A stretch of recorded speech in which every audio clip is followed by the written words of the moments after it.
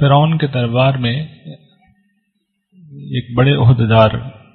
درباری ہی تھے، اور جس وقت حضرت موسیٰ کے اعلان نبوت کے بعد ان لوگوں نے آپس میں حضرت موسیٰ کے قتل کے مشورے شروع کیے، تو اس وقت پھر انہوں نے اپنے آپ کو ظاہر کیا۔ شروع میں تو قرآن کہتا ہے کہ اپنے ایمان کو چھپائے ہوئے تھے، لیکن اس تقریر میں پھر انہوں نے بالکل اعلانیہ بتا دیا کہ میں اسلام قبول کر چکا ہوں۔ آل فرعون میں سے ایک بندہ مومن نے یہ کہا اس موقع پر جب یہ گفتگو ہو رہی تھی، جو قرآن کہتا ہے کہ اس وقت اپنا ایمان چھپائے ہوئے تھے، کہ تم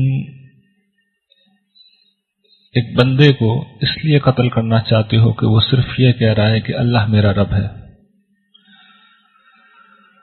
اور وہ تمہارے پاس روشن نشانیاں لے کر آیا ہے تمہارے رب کی طرف سے، اور دیکھو اگر وہ جھوٹا ہے تو اس کے جھوٹ کا وبال اسی پہ پڑے گا، لیکن اگر وہ سچا ہے تو پھر جن چیزوں کی وہ وعید دے رہا ہے ان میں سے کوئی تم پہ آ نہ جائے۔ یہاں سے انہوں نے گفتگو شروع کی اور ایک عدل پہ مبنی بات ان کے سامنے رکھی کہ صرف اتنا کہہ دینے پہ کہ اللہ میرا رب ہے تم اس کو قتل کرنا چاہ رہے ہو۔ گفتگو یہ طویل ہے، اس میں فرعون بھی بیچ میں مداخلت کرتا رہا ہے، اور ان کی باتیں کا مدلل جواب دینے کے بجائے وہ جو فضول گفتگو حضرت موسیٰ کے مقابلے میں اس نے کی تھی کہ ایک محل بنا دو میرے لیے حامان اور میں چڑھ کے دیکھوں کہ موسیٰ کا خدا کیسا ہے، یہاں پھر اس نے وہی دوبارہ اس نوعیت کی گفتگو کی۔ انہوں نے بہت تنبیہ بھی کی، سمجھایا۔ اس کے بعد وہ آخری حصہ میں لے رہا ہوں ان کی گفتگو کا، جب انہوں نے بالکل واضح انداز میں بتا دیا تھا کہ اب کیا ہوگا۔ اس شخص نے جو ایمان لایا تھا اس نے کہا کہ میری قوم میری بات مان لو، میں تمہیں صحیح چیز کی طرف، صحیح راستے کی طرف تمہاری رہنمائی کر رہا ہوں۔ میری قوم دیکھو، یہ دنیا کی زندگی چند دن کی متاع ہے، چند روزہ سامان ہے، اور دیکھو وہ جو آخرت کا گھر ہے وہ ہمیشہ باقی رہنے والا ہے، اور اس روز جس شخص نے کسی برائی کا ارتکاب کیا ہوگا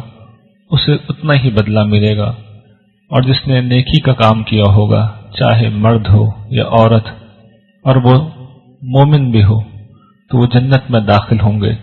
اور انہیں رزق دیا جائے گا بغیر حساب، یعنی اللہ تعالیٰ کی بے حد و حساب نعمتیں ان پہ ہوں گی۔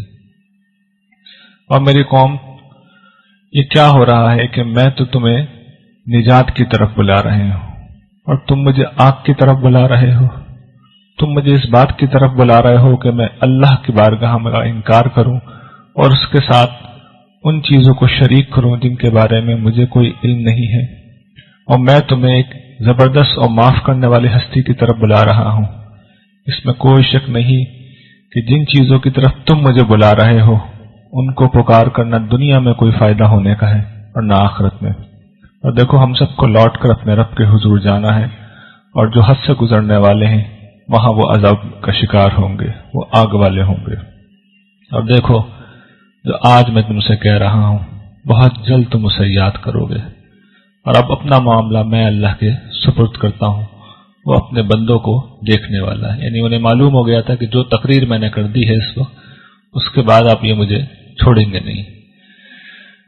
اس کے بعد اللہ تعالیٰ یہ یقین دہانی کرا رہے ہیں اور یہ بتا رہے ہیں کہ ہم نے بچا لیا، اللہ نے اس سے بچا لیا ان چالوں کے شر سے جو آل فرعون نے اس کے خلاف کی، اور جو آل فرعون تھے ان کو بدترین عذاب نے اپنے گھیرے میں لے لیا۔ یہاں خاص طور پر میں چاہتا ہوں ان صحاب کی اس بات کی طرف آپ توجہ کریں جو انہوں نے کہی تھی، میری قوم دیکھو یہ دنیا کی زندگی جو ہے چند روز کی متاع ہے اور آخرت کا گھر ہمیشہ باقی رہنے والا ہے۔ یہ 1300 قبل مسیح میں انہوں نے بات کہی تھی کھڑے ہو کے، اور اس کے چند برس کے اندر اندر دیکھیے ان کی بات پوری ہو گئی۔ فرعون کی ساری بادشاہی، سارا لشکر سب واقعتاً چند روزہ ہو گیا۔ تو میں ہمیشہ دوستوں کو توجہ دلاتا ہوں کہ جو بات 1300 قبل مسیح میں کہی گئی پوری ہو گئی، 625 میں کہی گئی پوری ہو گئی، تو اس طریقے سے جو 2009 میں کہی جا رہی ہے وہ بھی پوری ہو جائے گی۔ قرآن تو ہمیشہ جو بات کہتا ہے وہ پوری ہوگی، اور ہم میں سے کون ہے جو 100 برس بعد اس دنیا میں موجود ہوگا؟ سب ختم ہو جائیں گے، اس کے بعد ہمیشہ باقی رہنے والا گھر رہے گا۔ یا اس بندہ مومن کے الفاظ کے بہت جلد تم یاد کرو گے جو آج میں تم سے کہہ رہا ہوں۔